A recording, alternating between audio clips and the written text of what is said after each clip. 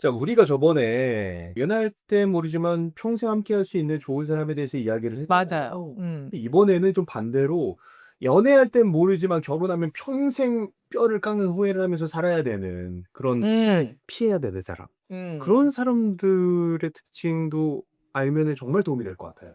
저번에 그 컨텐츠 마지막에 이제 우리가 결혼 상대로 가장 중요한 사람은 이제 나를 나답게 내가 이렇게 지치지 않고 나로 살 수 있도록 계속 응원해 주는 사람을 만나는 게 가장 좋다면, 정확히 반대로 나를 나로 있지 못하게, 내가 나로 있는 걸 견디지 못하는 사람이 있어요. 그 다름에서 오는 불안을 견디지 못하는 거거든요.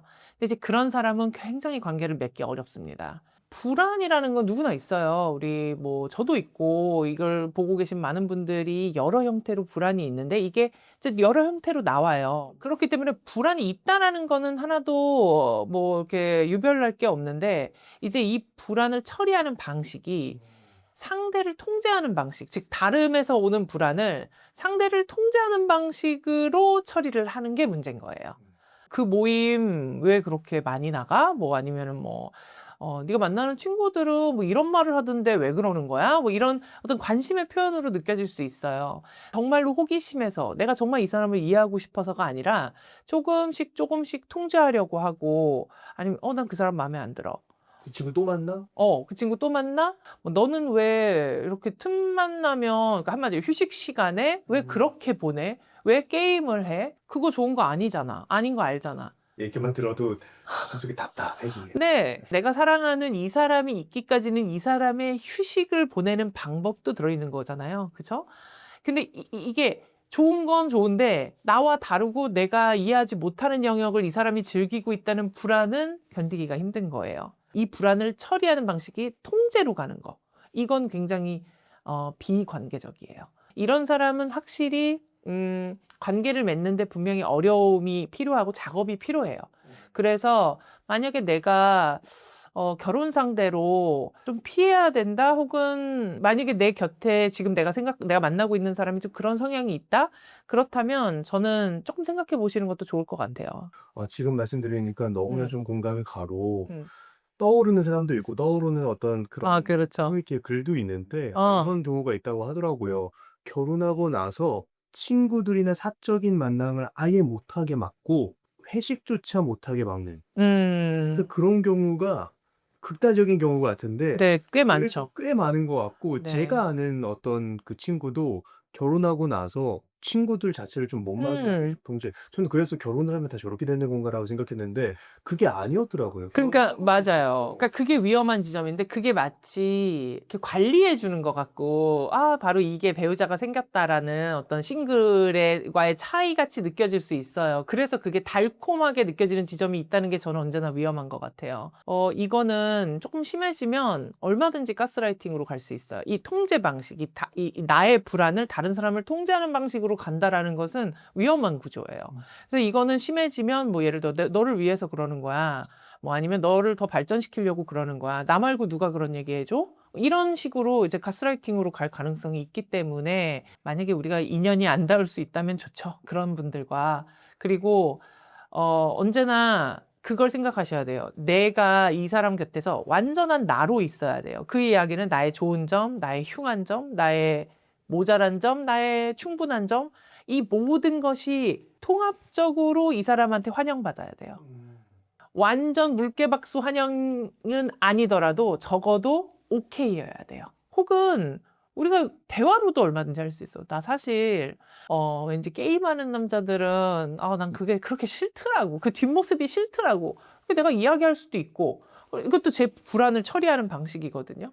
게임하네. 싫다. 이 불안을 제가 처리하는 방식이에요. 그래서 뭐 예를 들면 내가 나갔을 때만 한다던가 그래 주면 안 될까? 아니면 시간을 좀 정해 놓고 하면 안 될까? 당연히 상대가 무조건 예스 해야 되는 법은 없어요. 하지만 적어도 이거에 대해서 얘기할 수 있잖아요. 오케이, 그러면 내가 뭐 예를 들어 적어도 우리 같이 두 사람이 같이 있는 시간에는 안 할게. 뭐 이렇게 이야기해 줄 수도 있고. 그럼 우리는 얼마든지 건강하게 이 불안을 처리할 수 있을 것 같은데, 네, 통제하는 방식 혹은 더 심하게는 가스라이팅하는 방식은 매우 위험하죠. 내가 아무리 싫더라도 그 부분에 대해서 우리가 함께 조율할 수 있을 때는 건강한 어떤 방식으로 승화시킬 수 있다. 네. 라고 또 생각이 드네요. 네, 맞아요. 음. 그러니까 네, 불안을 처리하는 방식을 여러분이 보셔야 돼요. 불안은 너도 있고 나도 있고 다 있지만 이걸 어떻게 처리하는지 이 사람이 그건 굉장히 중요하고 이 방식은 가장 위험한 방식이라고 저는 생각해요.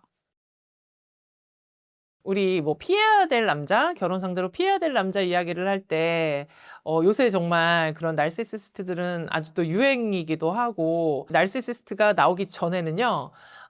피해야 될 남자 3종 세트 아세요? 네.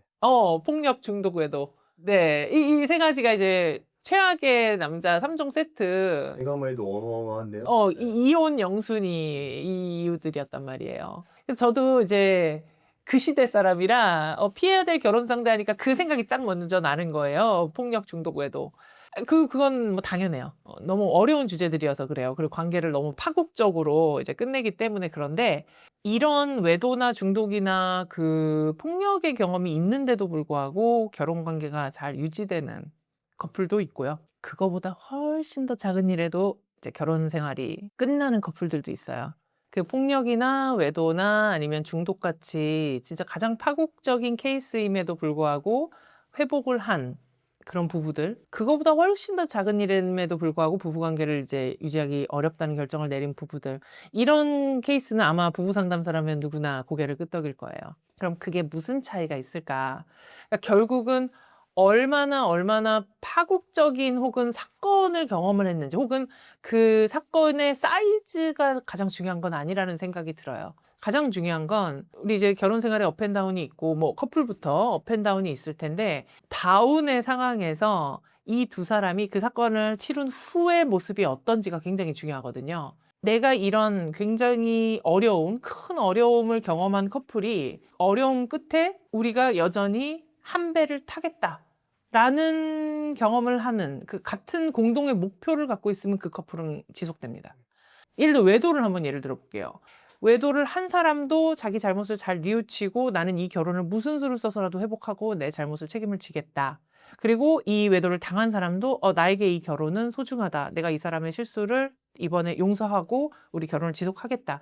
공동의 목표가 생기잖아요. 그러면 이 둘은 예를 들어 뭐 부부 상담에도 참여적이고 뭐 치료를 받아야 된다면 중독이라면 치료를 받는 거에도 적극적이고, 만약에 한 번씩 외도를 당한 사람이 진짜 이렇게 한 번씩 직접적인 이유 없이도 이렇게 무너질 때가 있거든요. 그런 큰 사건을 경험하면 트라우마니까요.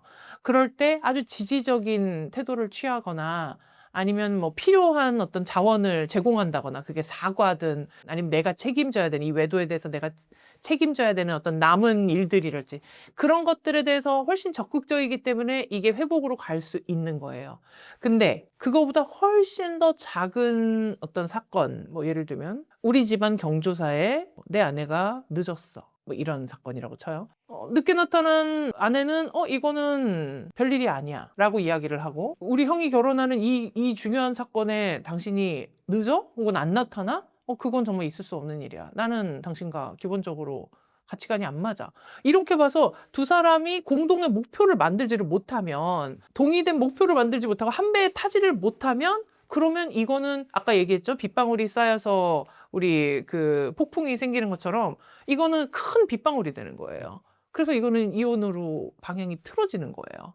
우리가 이렇게 뭐 피해야 될 사람, 이혼을 부르는 커플, 이런 이야기를 할 때 사안의 어떤 그 경중이나 크기를 보기보다는 이 두 사람이 얼마나 금방 한 배의 점프를 하느냐. 그래서 이게 회복 탄력성을 의미하는 거거든요. 얼마나 빨리 파트너십을 회복하느냐. 예를 들어 외도 같은 경우에 외도를 한 사람은 내 개인의 책임을 지고, 이 외도라는 큰 실수에 대해서 책임을 지는데, 이 배우자의 외도를 경험한 배우자는 이 외도라는 사건이 내 남편 혹은 아내가 책임을 져야 하는 일, 나랑은 상관없는 일이 아니라 우리 부부의 위기, 우리 부부의 공동 과제, 이렇게 볼 수 있으면 이 커플은 굉장히 큰 가능성으로 이 어려움을 잘 넘어가는 것 같아요. 그래서 그 말씀을 좀 드리고 싶었어요.